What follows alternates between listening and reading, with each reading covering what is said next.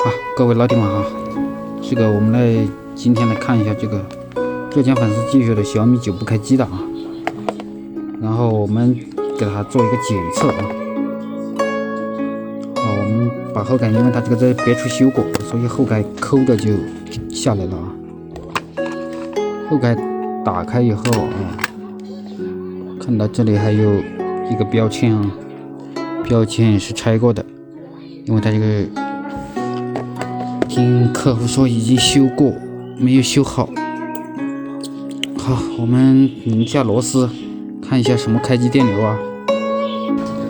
当我拧螺丝的时候，发现这里切了一颗螺丝啊，这啊，切了3颗螺丝啊。这个商家就不省心了啊。这个我们不管啊，到时候修好了我会给它补好啊，螺丝给它补好。然后我们还是继续拆吧。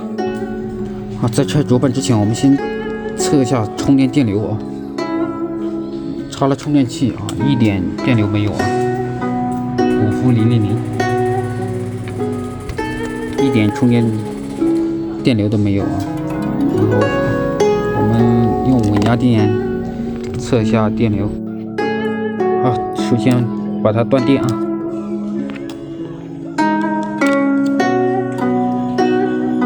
加上我的稳压电源。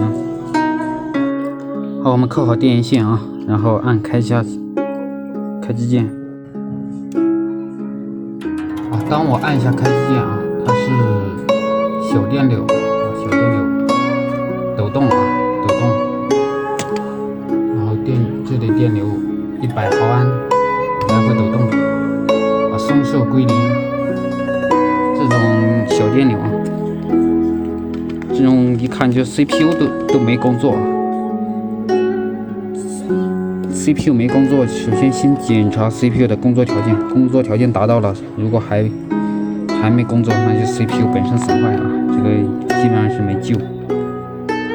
接下来就是维修的过程啊，然后我们双击加关注啊，下个视频看一下啊，如果能修好，我给你们发教程，双击。